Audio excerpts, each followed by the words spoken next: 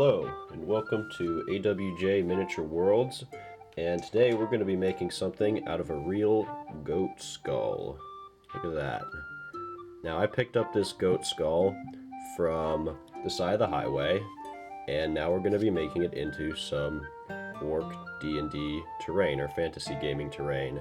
I've drawn up a basic sketch of what I'd like to build. We've got the main skull here that's going to house a throne on the top of it, and then to the side there's each a platform connected by a bridge, as well as some bridges leading down the skull. Now how much of this I'm actually going to build will depend as the build goes on.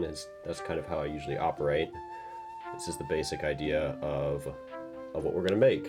So first things first, we're going to need some wooden pieces, and luckily I've got these guys. Wooden stir sticks.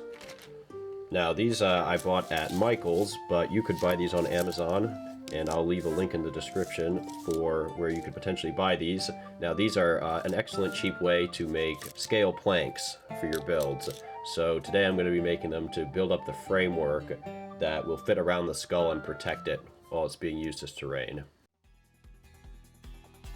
Here you can see me removing the ends of these sticks to create planks.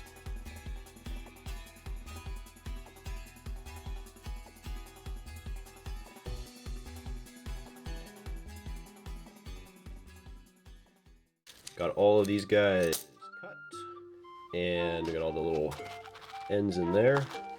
So next step is going to be fitting them around this extremely difficult piece of bone, which is going to be kind of a trial and error process.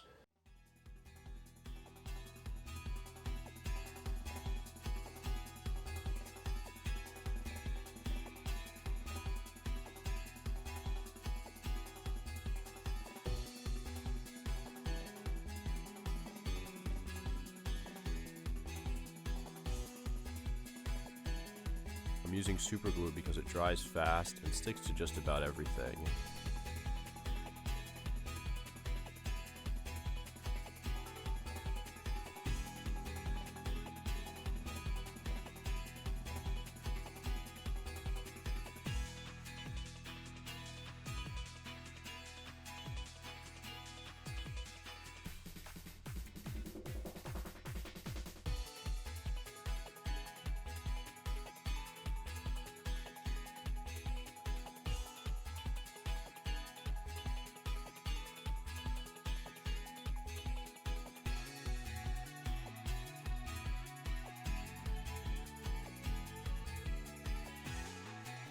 Here I'm applying the cross bracing to give it that ramshackle look, as well as support the individual beams.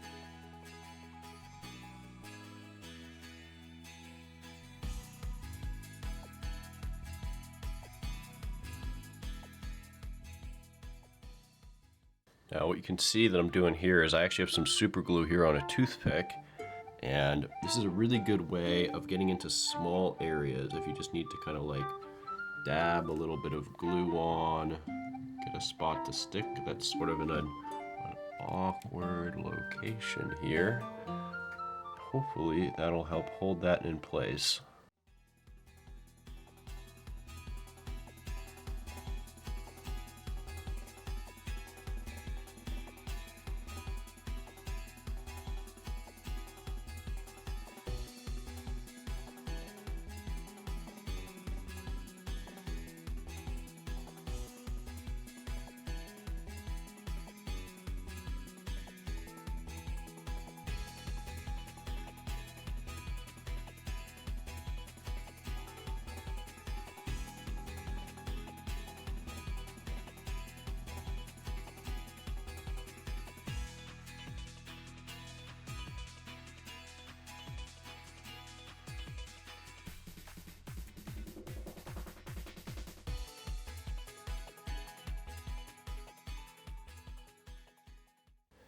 we have completed the framing for the skull. So these are all going to be the supports that basically this will sit on, just like that. For the next section, now that we've finished the supports, we're going to be adding the floor on the top. Now we're going to be using stir sticks, just like the side supports, and just laying it across kind of in a floor style across the top, and eventually that's where the throne will sit for the Orc King.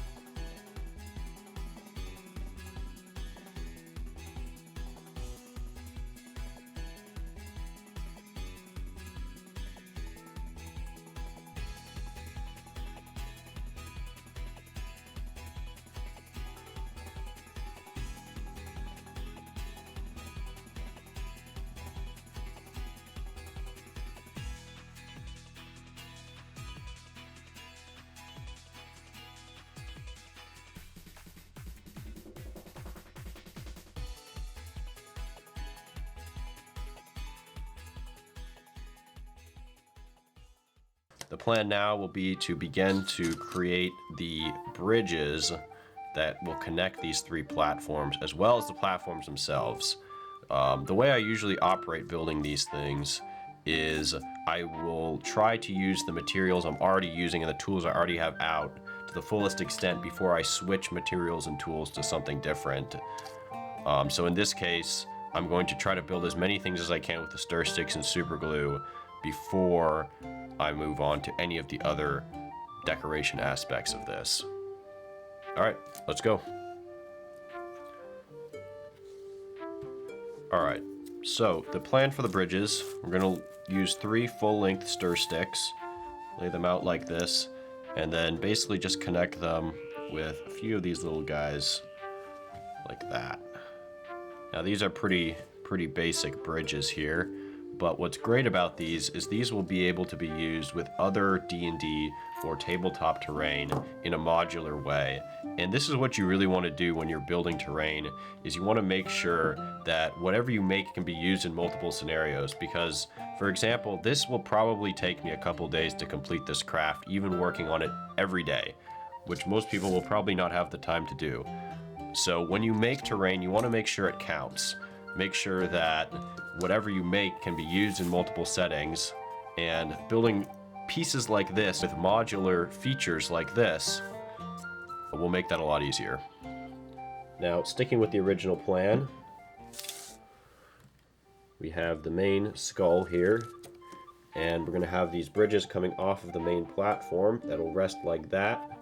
Now these will not be glued into place. The next step will be to make the little side platforms here. And one side, we've got kind of a banquet table, and this I'd imagine could be changed out with different furniture potentially, again with the modular theme. So, as you can see, I've finished up the 2 platforms here that go on each side of the skull, and I've also filled out the center platform a little bit more. And I know it looks kind of rough right now, but once more details are added in, these kind of ugly seam lines will be covered. Now, I actually lied a little bit. I didn't quite finish both of these platforms. As you can see, that one's kind of missing a few planks on it. But I'm going to go ahead and bring everybody back in for how I construct these, just the basics of it. For these side platforms, I basically used the same design I used for the bridges, where I glued pieces underneath to hold the top planks together. Another unique design aspect about these is I used bamboo skewers instead of stir sticks for the legs. This gives it a more circular look and just kind of breaks up the monotony of the same material. Another design decision here is to add all of this cross bracing, and this is basically to mimic what's already on the skull in order to have a consistent design throughout the entire piece.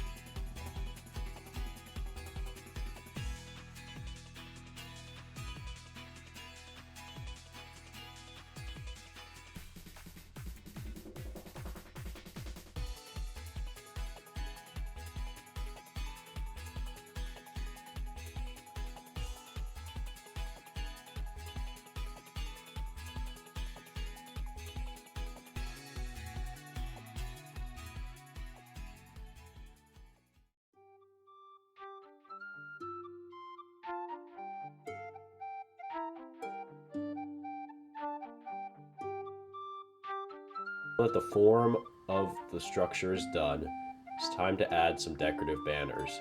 To do that, we're going to be using cardstock as well as Mod Podge to create the texture.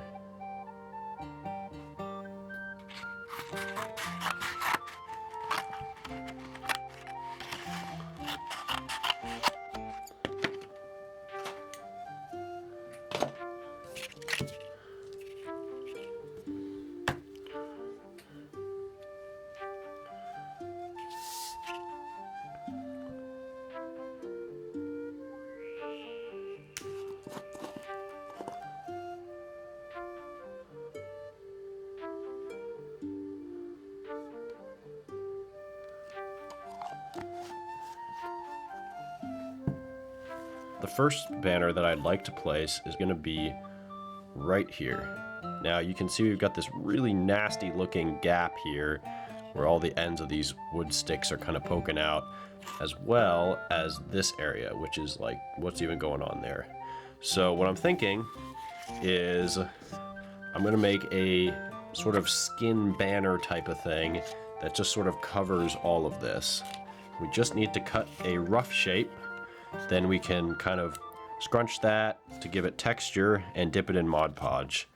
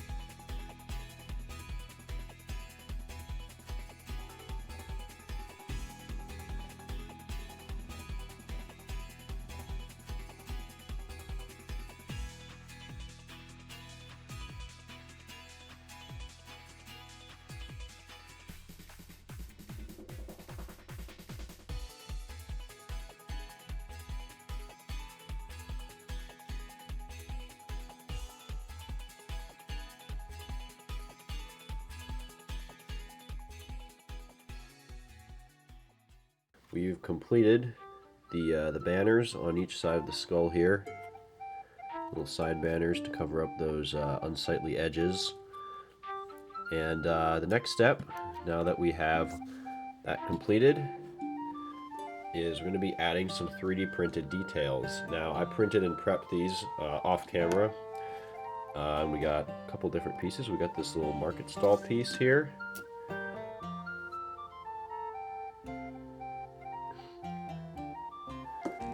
Got these two tables.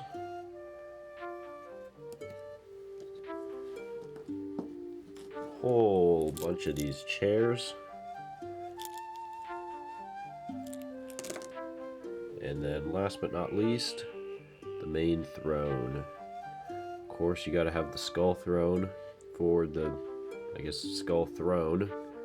Double skull throne. So all these pieces are going to get glued on, and then painting will be next.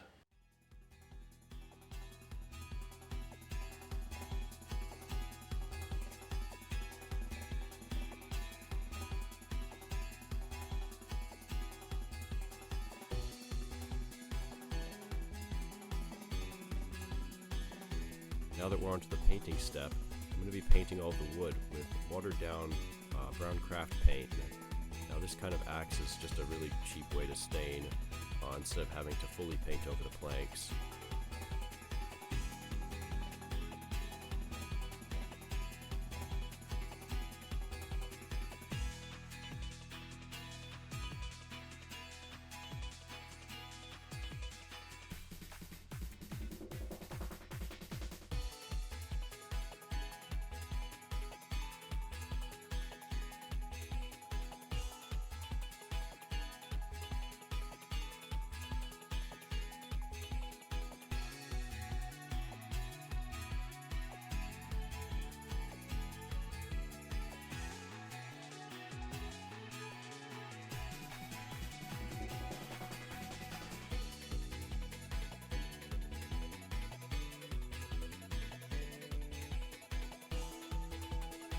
Now the second step to doing the wood is going to be dry brushing with tan. Now, the idea behind dry brushing, if you're not familiar, is basically to take your brush and get most of the paint off and then lightly run it over top of the material to bring out the details and texture that are elevated. And this will help add age and texture to basically all of the wood on the piece.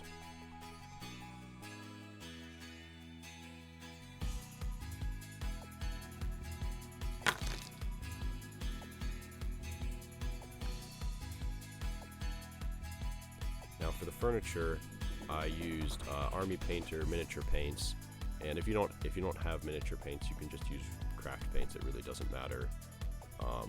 But miniature paints definitely do offer a better consistency than craft paints do for detail work.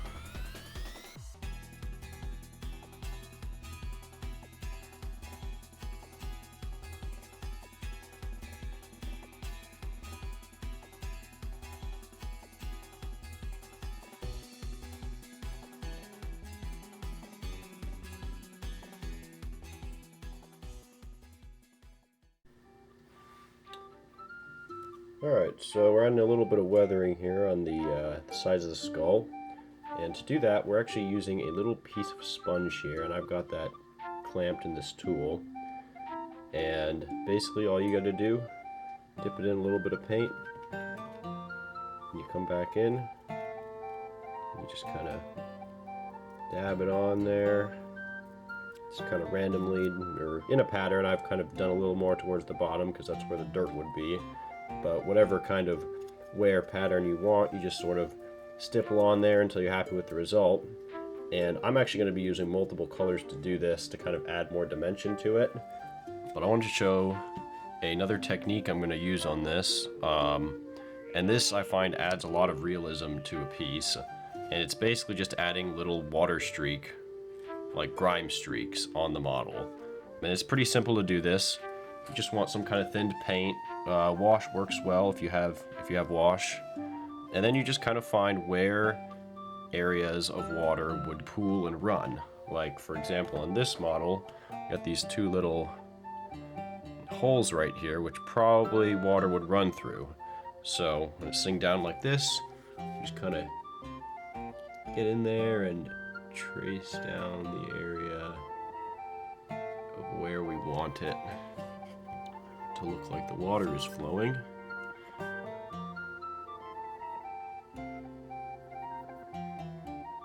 We got these couple little water streaks, and once I put the rest of these in, this will really help add scale to how big this is supposed to be.